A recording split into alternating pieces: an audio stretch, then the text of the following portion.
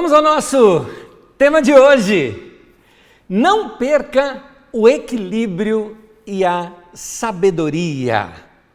E eu começo já com textos bíblicos, e eu começo lendo em 2 Reis, no capítulo 14, do versículo 23 ao 27, diz assim: foi Jeroboão II que restabeleceu as fronteiras de Israel, desde Lebo-amate até o mar da Arabá, conforme a palavra do Senhor, Deus de Israel, anunciada pelo seu servo Jonas, filho de Amitai, profeta de Gate-Hefer. O Senhor viu a amargura com que todos em Israel, tanto escravos quanto livres, estavam sofrendo. Não havia ninguém para socorrê-los. Ele os libertou pela mão de Jeroboão, filho de Jeoás. Continua agora a leitura, só que no livro de Jonas, citado nesse texto de Reis, que diz assim, Jonas capítulo 1, diz: a palavra do Senhor veio então a Jonas, filho de Amitai, com esta ordem: vá depressa à grande cidade de Nínive e pregue contra ela, porque a sua maldade subiu até a minha presença. Mas Jonas fugiu da presença do Senhor. Dirigindo-se para Tarsis, desceu à cidade de Jope, onde encontrou um navio que se destinava àquele porto. Depois de pagar a passagem, embarcou para Tarsis para fugir do Senhor. Muito bem, o livro de Jonas não foi um livro escrito na época do Jonas. Aliás, nós não sabemos se os autores de Jonas usaram Jonas apenas como uma figura ou se realmente havia essa história lendária deste profeta com essa experiência. Seja o que for, ela é uma narrativa, contando uma história lá do passado. Tanto que, por exemplo, ela conta assim, se não me engano, no capítulo 3, ela fala assim: era Nínive uma cidade tão grande, levava 3 dias para você caminhar e atravessar a cidade toda, de tão grande que ela era. Bom, isso você nota, por exemplo, que Nínive já não era muito conhecida no tempo do autor do livro, porque não teria necessidade de citar detalhes sobre uma cidade que seria tão conhecida, capital de um império. Na verdade, Nínive havia sido capital do império da Síria, lá nos tempos de Jonas, da Assíria, né? Lá dos tempos de Jonas. O texto de Jonas, o texto do livro de Jonas, já foi escrito numa época bem diferente.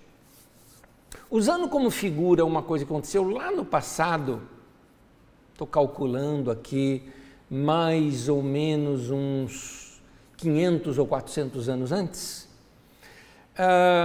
o livro quer falar com o presente dele. O momento presente era o seguinte: a nação de Judá estava se radicalizando, porque eles estavam restaurando um templo, o templo de Jerusalém, que havia sido destruído. E começou um movimento de aversão a estrangeiros, porque foram os estrangeiros que destruíram aquele templo, no caso foi a Babilônia. Foram liderados ali por sacerdotes, e esse movimento bem radical está registrado lá no livro de Neemias. É claro que é compreensível essa atitude deles. A nação tinha sido destruída, os profetas tinham alertado que a nação não vinha muito bem, e por causa disso ia passar por um juízo se eles não se arrependessem. Como eles não se arrependeram, veio a Babilônia e destruiu tudo. Quando os babilônios foram derrotados pelos persas, a Pérsia liberou os judeus para voltarem para a sua terra e reconstruíssem aquele templo. Bom, essa segunda chance eles não queriam perder agora.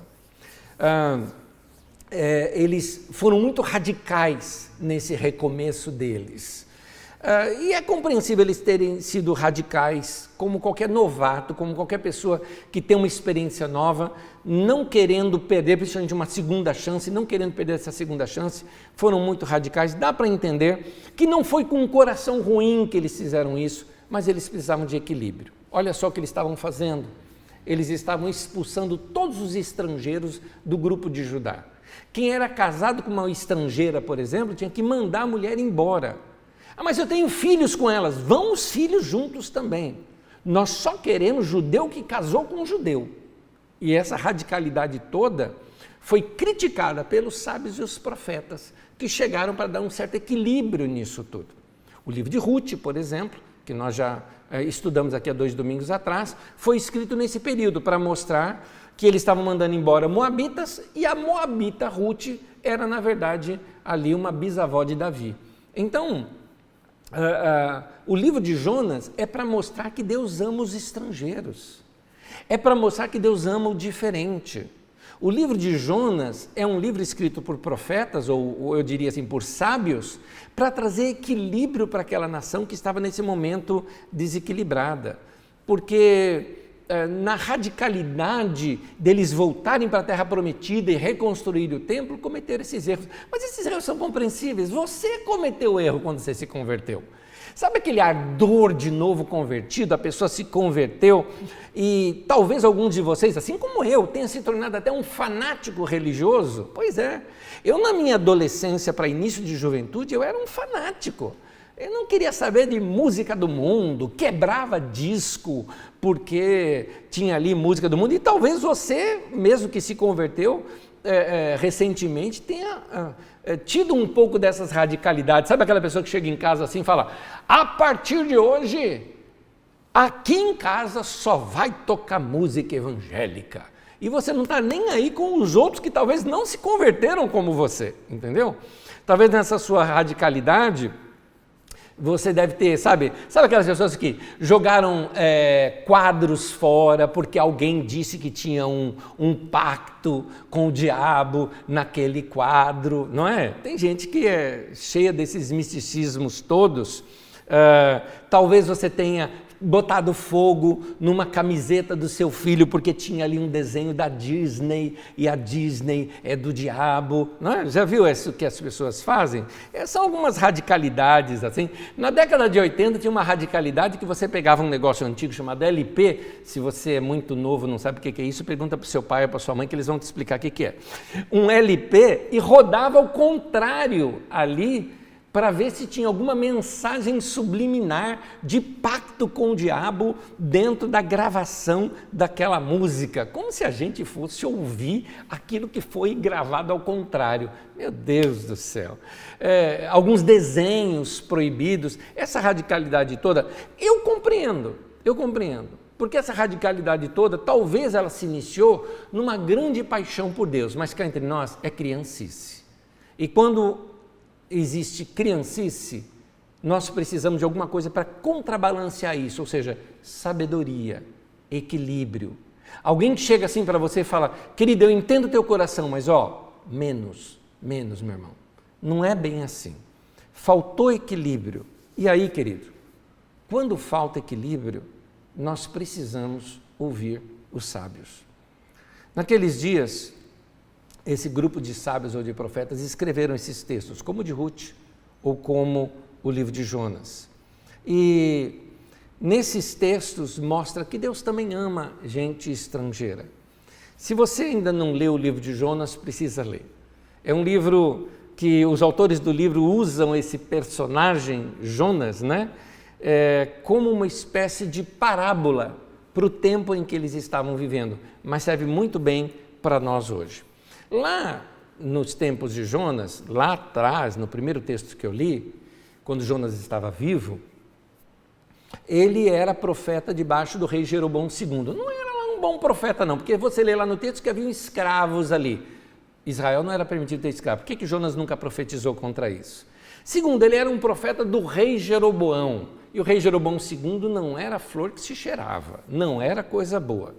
Mas esse profeta profetizou que eles recuperariam aquelas terras que haviam sido perdidas pela Síria e também por uma junção do Líbano com a Síria, que tinha invadido algumas terras, e este rei, fortalecido com seu exército, foi e expandiu bastante aí as terras de Israel ao norte. Então, este profeta Jonas se sentiu assim: eu profetizei contra a Síria, o meu rei foi lá e venceu os territórios e recuperou os territórios perdidos. Então ele era um anti-estrangeiro. Para ele, Deus amava só Israel e o resto que se dane.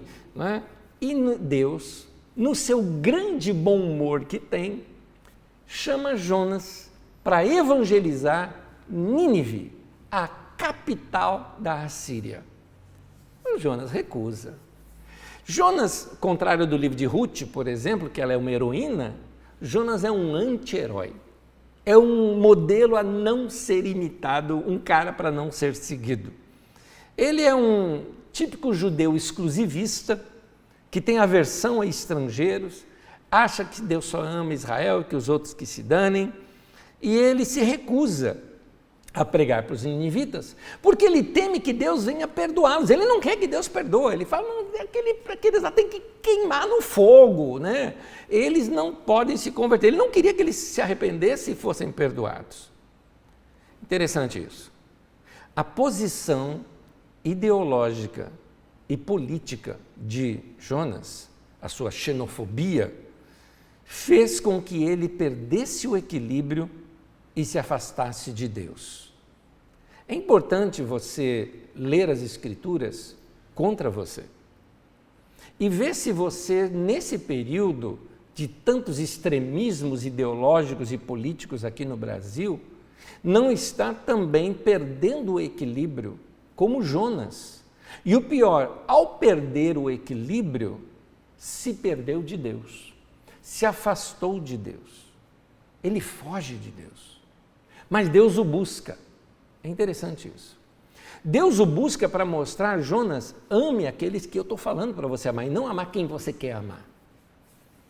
Depois de uma dura conversa de Deus com Jonas, porque a conversa de Deus veio com sinais e tantas coisas. Aquela história do peixe e tudo mais. Aliás, abrindo um parênteses aqui para você, ao ler essa história, lembra que ela é uma novela, ela vai traçando ali as histórias. O texto não diz que foi baleia, tá? Diz que foi um grande peixe, e obviamente, ao ler o texto rápido, você imagina que o peixe vomitou Jonas já em Nínive, né? Nínive nem praia tem, queridos. Então, Jonas foi parar em alguma praia e teve que caminhar até Nínive, levando talvez uma distância muito grande, de muitos dias de caminhada, porque de onde Jonas estava até Nínive, é alguma coisa em torno de 1.000 quilômetros, para você ter uma ideia, uma distância de São Paulo, Brasília, mais ou menos. Então, Jonas vai, prega. É interessante, Nínive levava 3 dias para você atravessar toda a cidade. Não pense numa cidade igual São Paulo, tudo grudado, tá? Muitos vilarejos e mais vilarejos e mais vilarejos, vários trechos para chegar num outro vilarejo, mas tudo aquilo pertencia a Nínive. E então Jonas, para traçar esse espaço todo, deveria levar 3 dias. A Bíblia diz que ele pregou em 1 dia. Em 1 dia ele pregou em Nínive inteira. Quer dizer, você viu, ele foi, pregou, mas não queria que ninguém se convertesse. Ele foi lá e disse algumas palavras, vocês se arrependam, tudo mais, tal, e foi embora. Ele não queria. Só que o povo recebeu a palavra de Deus e se arrependeu. E o Jonas não gosta disso. Ele resmunga, ele fica deprimido, ele fica rabugento. Jonas é um exemplo para não ser seguido. Ele não quer que o amor de Deus atinja pessoas que ele não gosta. Como talvez alguns de vocês que não quer que a sua ex ou a esposa do seu ex-marido se converta, ou você, sabe, quando você tem bronca de alguém e você não quer que aquela pessoa seja abençoada e convertida? Pois é, o livro de Jonas é um livro contra nós, porque nós às vezes só queremos que se convertam aquelas pessoas que a gente gosta, ou aquelas pessoas que têm mais ou menos uma ideia igual à nossa. O livro de Jonas ele foi escrito exatamente para combater essa atitude radical nos judeus zelosos e fanáticos ali da época de Neemias. E esse livro é um livro de sabedoria. E por ser um livro de sabedorias, eu poderia dizer, é um livro contra o fanatismo. O fanatismo e o radicalismo desequilibram a sua vida de tal maneira que eles podem te levar para longe de Deus. Sábios escrevem livro de sabedoria para trazer equilíbrio, abrir, expandir a mente do povo, para compreenderem melhor o amor de Deus. É isso que nós estamos procurando fazer com você hoje aqui. Te trazer mensagem de sabedoria para abrir um pouquinho a tua mente, o teu coração, para você compreender que o amor de Deus é muito maior do que o teu amor. O amor de Deus pelas pessoas é muito maior do que a maneira como você olha para as pessoas. Fanatismo traz desequilíbrio. A sabedoria que traz equilíbrio. E a sabedoria que traz, além de equilíbrio, uma mentalidade mais saudável. É interessante essa questão do desequilíbrio. Eu conheço alguns pastores amigos, gente conhecida ou pastores que são novos no ministério, e quando descobre uma coisa nova nas Escrituras, não são só pastores, não, várias pessoas também fazem isso, irmãos na fé. Há uma tendência de quando descobre essas novidades, eles se radicalizam e achando que você e o seu grupo é o único que está vendo isso. Sabe, primeiro-anista de faculdade, que acha que agora ele sabe de tudo e que todos os outros não sabem de mais nada e ele é radical e tudo mais? A mesma coisa acontece com a igreja. Por exemplo, esse negócio de visão da igreja. Eu vi isso acontecendo nos anos passados, de 15 anos para cá, por exemplo, nos movimentos chamado movimento das células na igreja. Era engraçado ver a radicalidade daqueles que aderiam ao movimento. Agora nós temos a visão, estamos com uma visão e vamos crescer e expandir. E aquele ardor pelo crescimento da igreja, eu vejo neles que tinham um bom coração, mas essa radicalidade trouxe um certo desequilíbrio, porque perdiam membros preciosos da igreja. Quantos irmãos e irmãs no corpo de Cristo, mais idosos, ou que estão acostumados com outra maneira de se relacionar com a igreja, não se adaptavam a esses novos tempos, mas eram colocados como que para fora, porque não aderiram à visão da igreja. Recentemente na igreja agora tem um novo movimento, é o movimento do poder, é um movimento, e eu não estou falando de poder do Espírito Santo, eu estou falando de poder físico, material, político, de influência. A igreja evangélica está se sentindo toda poderosa hoje por se aliar ao poder político da nação. Então, é interessante, pastores estão se sentindo mais importantes porque eles estão perto de políticos e de artistas. Então, parece que isso fez eles subirem de classe, não é? E igual rico novo se comporta, alguns estão se comportando dessa maneira também. O que é isso? Criancice. E é nesse momento que a gente precisa ler textos como de Provérbios, ler textos como de Eclesiastes, que fala, isso tudo é vaidade, isso passa, isso aí é correr atrás do vento. E então, reconhecer a nossa pequenez, e isso vai nos trazer equilíbrio. Por isso, o tema de hoje, não perca o equilíbrio e a sabedoria. Dada essa introdução grande, eu quero trazer aqui algumas lições que eu aprendi com a história de Jonas e trazê-la aqui para nós. E a primeira lição que eu quero te trazer é pelo fato de que Jonas faltou esse equilíbrio na vida dele porque ele era arrogante, orgulhoso. Por isso, abandone toda forma de soberba. Soberba é orgulho, é arrogância. O orgulho é um problema, porque quando a gente é orgulhoso, a gente está errado e não reconhece o erro. Numa entrevista com o Luiz Henrique, que nós fizemos antes dessa mensagem, e depois eu recomendo que você assista a essa entrevista, procure e assista, ele disse algo ali, que é C.S. Lewis que fala que quando você erra o caminho, o melhor a fazer é voltar atrás. É voltar atrás. Porque é o orgulho que vai ser a base para novos erros na sua vida.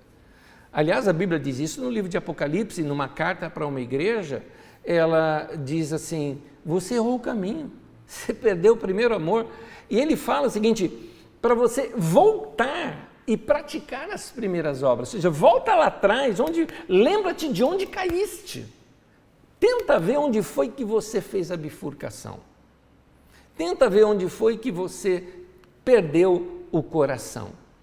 Às vezes você perdeu o coração por se envolver demais com o seu trabalho, perdeu o coração por se envolver demais com os problemas políticos da nação. Às vezes você perdeu o coração quando você se radicalizou em alguma coisa. Meu querido, tudo aquilo que está te afastando de um coração derretido para Deus, de um coração grato a Deus, e está te afastando do seu tempo de oração, pode ter sido um desses fatores que está te afastando de Deus.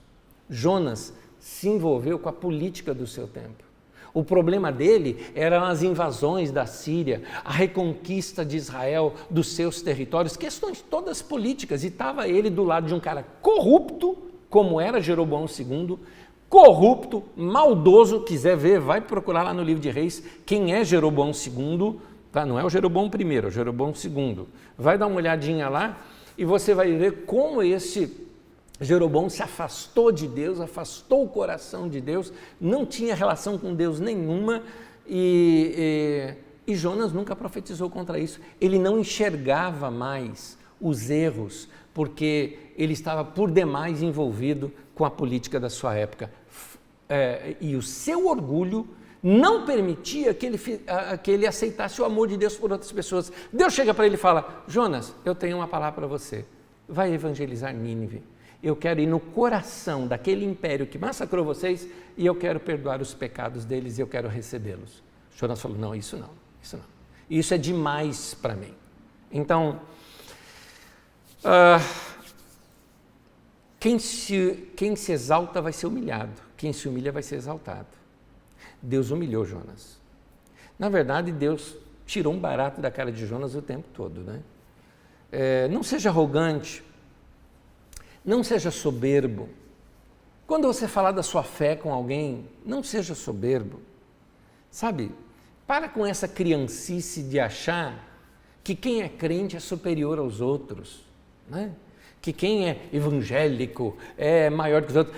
A gente tem uns termos assim que vêm lá da década de 80, por causa de um movimento que teve no meio da igreja: eu sou filho do rei, né? Aliás, eu vi numa reunião de mulheres, numa determinada igreja que eu vi pela internet isso, numa reunião de mulheres, inclusive uma canção dizia, eu não lembro como que era a canção, mas eu me lembro do sentido da canção, dizia assim: olha, mulher, mantenha o seu nariz empinado, porque senão a coroa cai da sua cabeça. Que coisa mais ridícula, aliás, que coisa mais brega, né? Vamos ser sinceros, coisa mais brega. Para curar uma pessoa de uma autoestima baixa, não é necessário despertar nessa pessoa a soberba.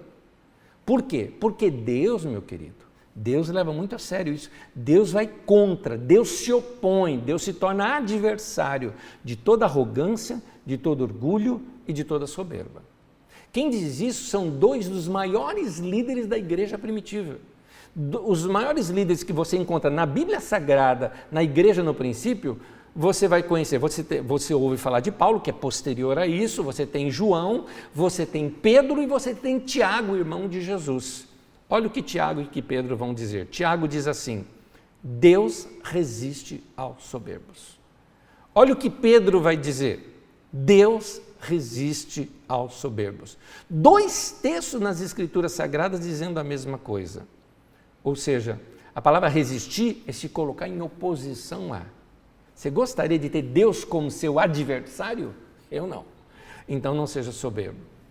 Eu confesso que tem um movimento perigoso na igreja brasileira e é importante eu alertar isso para os irmãos.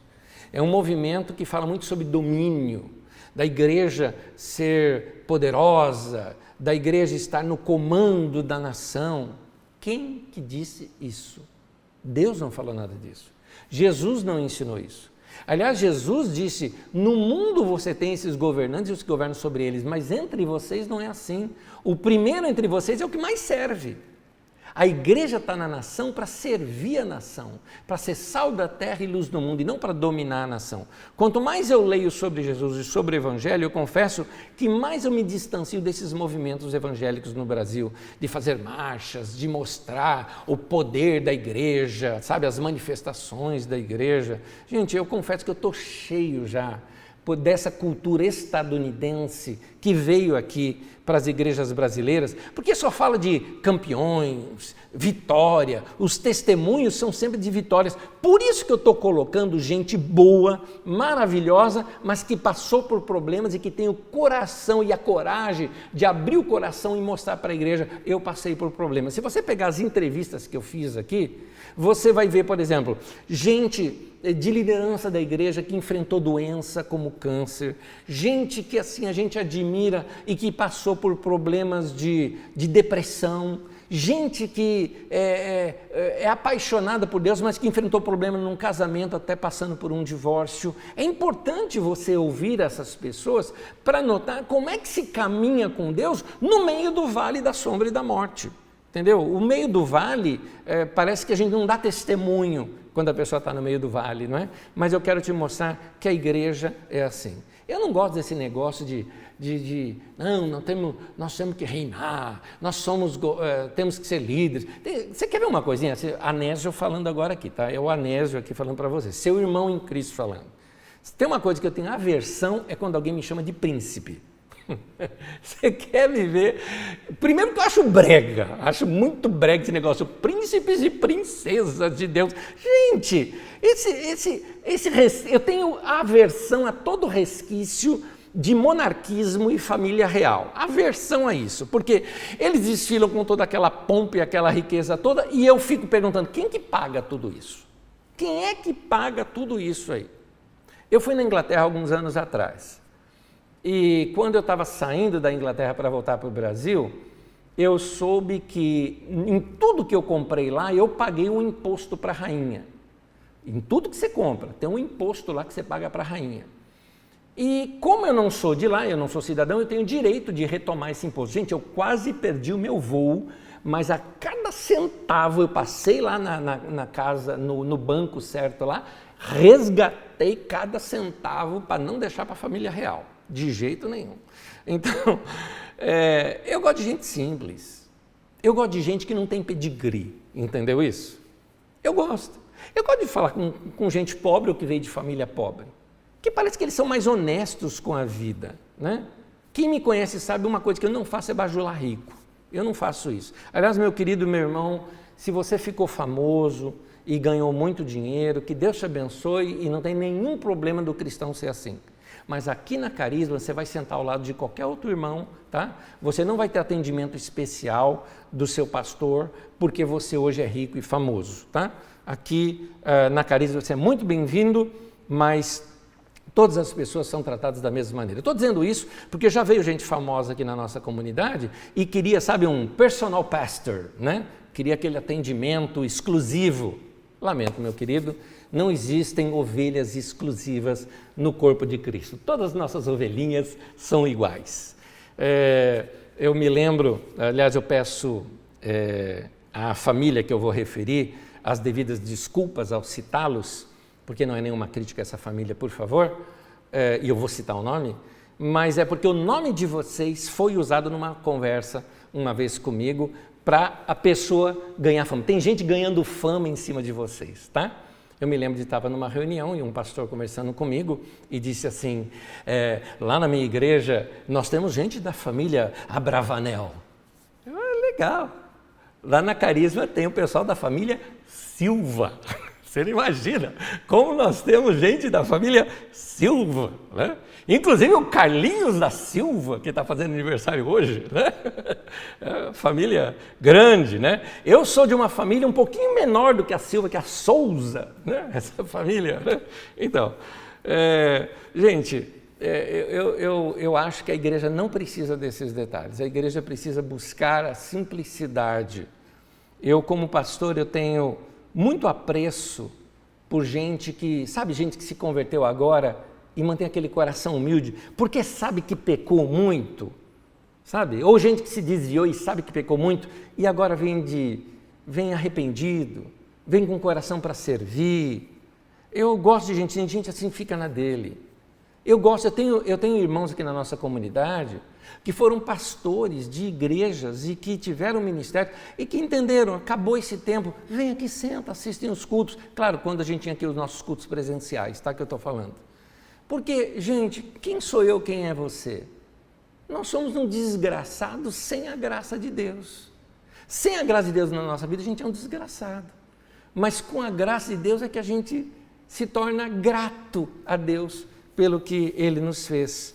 Então, eu não gosto de gente que chega se apresentando como, sabe, o ungido, o poderoso. Sabe aquela pessoa que chega apresentando cheio de dons? Tem uma experiência, é inesquecível essa experiência para mim. Foi em 2014, se eu não me engano, essa experiência. Eu me lembro muito bem dela por causa da vergonha pública que eu passei. Eu estava numa padaria.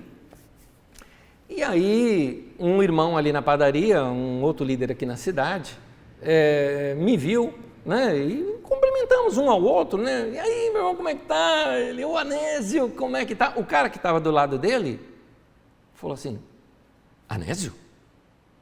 Você é o pastor Anésio? Eu falei: olha, Anésio, com esse nome só tem eu. Então deve ser, se você ouviu falar, deve ser eu mesmo. Meu irmão, foi Deus quem te trouxe aqui. Eu falei: vai começar. E falando alto na padaria. Os caras já estavam tudo olhando, né? Falou: foi Deus que te colocou no meu caminho, meu irmão. Porque eu queria contar aqui uma coisa para o irmão. Irmão, eu sou cantor. E sabe, Deus tem usado muito a minha vida. Ele tem que falar assim com um tremor na voz, né? Deus tem usado muito a minha vida, meu irmão. Quando eu canto, as pessoas são curadas. Meu irmão, ó, para a glória de Deus, meu irmão. Para a glória de Deus, eu vou te contar um negócio. Quando eu abro a minha boca para louvar Deus, as coisas acontecem. E o cara foi falando, e eu tentando dar aquela interrompida. E ele se ofereceu, falou: irmão, eu vou lá na sua igreja louvar com os irmãos. Eu tenho uma resposta padrão para isso, os irmãos já conhecem, né? Eu falo: claro, meu irmão, lá na Carisma você pode ir lá louvar com a gente, né? O grupo musical vai estar lá cantando, vai aparecer as letras lá nas telas e você pode cantar no meio de todo mundo lá, como todo mundo canta. Gente, para que isso? Então, eu queria convidar você, meu irmão, para uma vida mais humana. Eu acho que essa teologia de poder no meio da igreja fez com que a igreja evangélica pareça arrogante. Infelizmente, alguns representantes, que se dizem representantes dos evangélicos, que falam na TV, são arrogantes na maneira de falar e está causando essa imagem nossa para as pessoas que não são cristãs. Então, quando ele vai te ouvir, sabe que você é evangélico, ele já vai pensar: esse cara é um cara petulante, arrogante. Ele se comporta como se fosse um semideus, se comporta como se fosse o Todo-Poderoso. Nesse ponto, eu queria citar aqui uma poesia do Poema em Linha Reta de Fernando Pessoa, em que ele diz assim: arre, estou farto de semideuses. Onde é que há gente no mundo? Quem me dera ouvir de alguém a voz humana. A gente tem saudade disso. É por isso que eu emendo aqui agora num segundo conselho para você, meu irmão. Não perca a simplicidade. Simplicidade não é simplismo, nem simplicidade também não é falta de conhecimento, nem também falta de esmero. Simplicidade não é você dizer: não, eu fiz desse jeito aqui mesmo porque eu sou simples, sabe? Não, simples não, aí é relaxo. Fazer mal feito é relaxo, não é isso que eu estou falando. O que a gente fizer, a gente sempre deve fazer da melhor maneira possível, com o melhor da nossa força, com o melhor dos nossos dons, com o melhor da nossa capacidade. Mas a Bíblia fala de uma simplicidade que há em Cristo, né? E essa simplicidade está ligada, sabe o quê? Pureza de coração. Olha que lindo esse texto de 2 Coríntios 11:3 que Paulo fala para a igreja de Corinto. Ele fala assim: mas eu receio que, assim como a serpente enganou a Eva com a sua astúcia, olha só o que ele está dizendo, que, gente, eu tenho medo que do mesmo jeito que a Eva foi enganada, assim também seja corrompida a vossa mente e se aparte da simplicidade e pureza devidas a Cristo. Para mim, Paulo está dizendo algo assim. Eu vou colocar aqui uma paráfrase que eu mesmo fiz desse texto. Veja como é que ficaria esse texto explicado aqui para nós numa paráfrase. Diz assim: mas eu receio que a sua mente seja corrompida e você se aparte da simplicidade e pureza de coração que vemos em Cristo. Meu irmão, minha irmã, não perca a simplicidade, não perca essa pureza de coração. Tem um coração destituído de maldade, sabe, que acredita nas pessoas, inclusive acreditando que gente ruim pode mudar. Gente ruim pode mudar. Pensa em alguém ruim, pensa em alguém ruim. Pois é, essa pessoa pode mudar o coração. Agora pense em alguém mais ruim de ruim dessa pessoa. Isso. Ela também pode mudar. Porque o Evangelho pode fazer milagres no coração de um homem ou de uma mulher que entrega o seu coração para ele. Agora pense em alguém mais ruim de ruim de ruim de ruim. Isso, você. Você é essa pessoa. Porque é assim que a Bíblia nos ensina, que nós éramos muito ruins, mas nós mudamos o nosso coração porque Jesus mudou o nosso coração. O próprio Paulo, apóstolo, diz isso. Veja em 1 Timóteo 1,15, ele diz assim: essa afirmação é fiel e digna de toda aceitação. Cristo Jesus veio ao mundo para salvar os pecadores, dos quais eu sou o pior. Se Paulo, apóstolo, pôde falar isso dele, você acha que eu sou melhor do que ele ou que você é melhor do que ele? Eu acho que não, Então, essa era a lição de Deus que estava dando para Jonas. Jonas, gente ruim pode mudar, por isso perdoe, ore por elas, vai lá pregar o Evangelho para elas, Jonas. Mas o Jonas não quis. É interessante que quando uma pessoa está orgulhosa, quando uma pessoa está ideologicamente cega, ou quando uma pessoa está arrogante, ela se torna chata, ela se torna antipática e ela vai quebrando os relacionamentos. Por isso, meu querido, quando nós pensamos em pregar o Evangelho, nós temos que entender que algumas coisas precisam mudar na nossa vida para a gente pregar o Evangelho. E aqui vem mais um conselho meu: pregue o Evangelho com a sua vida, sendo simpático para com todos. É interessante que nessa história, nesse conto, nessa novela aqui da história do Jonas, aqueles que não serviam a Deus eram mais abertos e mais simpáticos do que o profeta, que era o homem de Deus. Olha só que coisa. Aqueles marinheiros, por exemplo, quando Jonas vai parar num navio e Deus manda aquela tempestade, e por causa da tempestade todo mundo achando que ia morrer e finalmente tiveram que jogar Jonas no mar para acalmar a tempestade, é interessante que eles se recusaram a jogar Jonas no mar. Eles não queriam fazer isso num primeiro momento, eles só fazem depois porque eles entendem que não tinham outra saída. E depois que jogam e tudo se acalma, eles adoram a Deus. Olha que coisa! Eles eram mais gente boa e mais simpáticos, eles preocupados de não querer jogar Jonas no mar, porque sabiam que Jonas ia morrer, mas quando estava tendo a tempestade, que estava todo mundo, cada um orando para o seu Deus lá, e esperando que passasse a tempestade, o Jonas foi para a cabine dormir. Ele não estava nem aí, que destrua o barco, me mate, mas mata todo mundo que está comigo junto também. Olha só, por isso que eu digo que Jonas é um anti-herói, é um cara para não ser imitado. Quando Jonas vai lá em Nínive e prega, os ninivitas levaram a pregação a sério, se arrependeram e mudaram. Jonas não. Jonas ficou fechado e ficou magoado. Esse era o profeta. Há um contraste muito forte com aquele exclusivismo religioso daquele tempo. Os judeus naquele tempo se julgavam os especiais, os eleitos, o povo de Deus, e a atitude deles para com os estrangeiros era a mesma que Jonas estava tendo aqui. Então, essa história de Jonas é um tapa na cara daquele povo daquela época, dizendo: oh, vocês estão errados, né? Vocês estão errados. Vocês precisam amar as pessoas. Vocês precisam amar pessoas, até mesmo pessoas que vocês acham que não são dignas de ser amada. Se você acha que alguém não é digno de ser amado, tem algo errado em seu coraçãozinho. Você precisa amar as pessoas. E vou te dizer uma coisa: as pessoas sabem que você as ama. Mesmo que você não lhes diga uma só palavra, As pessoas sabem que você as ama. Então, como é que você trata, querido, pessoas que são diferentes de você? Como é que você trata? Eu te pergunto, como é que você trata pessoas de outras religiões? Como é que você trata pessoas que têm uma postura política diferente da sua? Como é que você trata pessoas que têm uma opção sexual diferente da sua? Pessoas, por exemplo, que são homossexuais. Como é que você trata essas pessoas? Como é que você trata alguém que é diferente de você?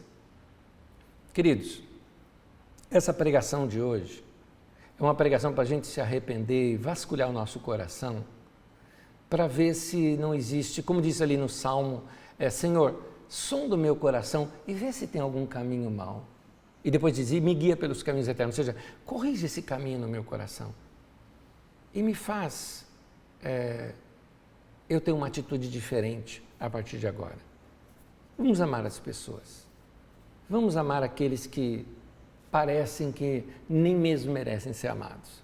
Vamos amar os diferentes, porque o fato da pessoa ser diferente de você não significa que ela está errada, significa que é diferente, só isso. Então, quando você for pregar o evangelho para elas, prega com a sua vida, prega amando essas pessoas, prega dando para essas pessoas atenção. Tem pessoas que às vezes são pessoas insuportáveis. Chega no meio da pandemia, o desespero vem, se sentem às vezes diante da morte, é hora da gente estender a mão. Vamos estender a mão. Jesus falou o seguinte, se o seu inimigo pede para você caminhar 1 milha com ele, caminha 2.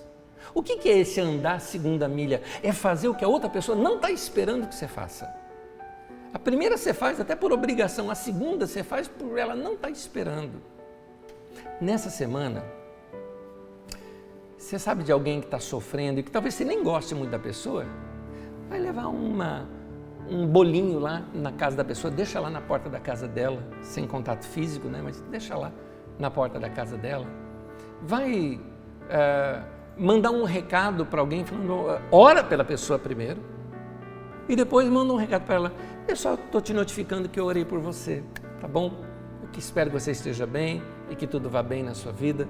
São maneiras da gente orar, porque assim, amar quem nos ama é fácil. Jesus falou isso, amar os seus amigos, até os ímpios fazem isso. Mas Jesus nos ensina a amar até os inimigos, amar aqueles que não têm nada a ver com a gente. Então, ame as pessoas. Ao tentar pregar o evangelho para essas pessoas, ao falar da sua fé, fale com sua simplicidade, fale sem arrogância.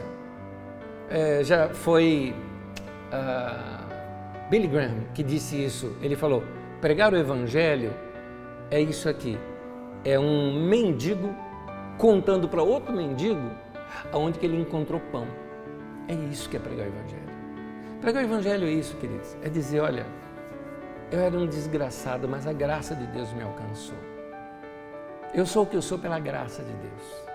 E eu sou grato a Deus por isso.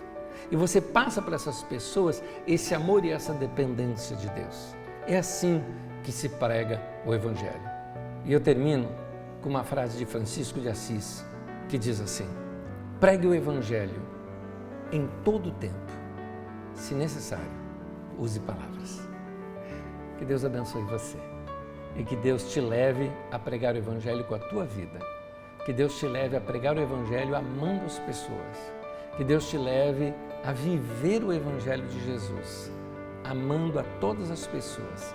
E nessa semana, seja um canal usado por Deus para abençoar pessoas. Leve um bolinho na casa de alguém. Mande um recado para alguém. Faça alguma atitude em que você demonstre de alguma forma o seu amor para as pessoas, inclusive por aqueles que são diferentes de você. E que Deus te abençoe e que o Espírito Santo use isso para trazer paz, o amor de Deus a esses corações que serão alcançados por vocês nessa semana. Que Deus te abençoe em nome de Jesus. Vamos orar. Senhor, eu oro pedindo ao Senhor que nós recebamos um batismo de bondade. sejamos imergidos na tua bondade, no teu amor e na tua misericórdia. Que a tua igreja seja conhecida, Senhor, por ser amável, por ser simpática, por ter empatia com as pessoas, por sofrer com os que sofrem, chorar com os que choram e se alegrar com os que se alegram.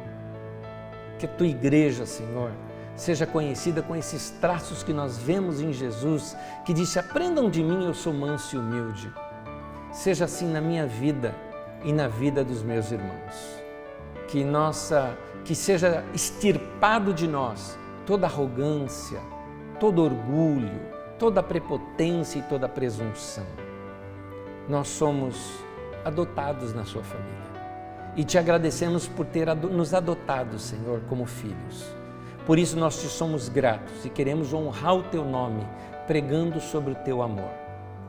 Eu contarei e eu cantarei do teu amor para sempre, Senhor, falando sempre da tua bondade e da tua misericórdia a todos. Que seja assim na minha vida, seja assim na vida dos meus irmãos. Em nome de Jesus. Amém e amém.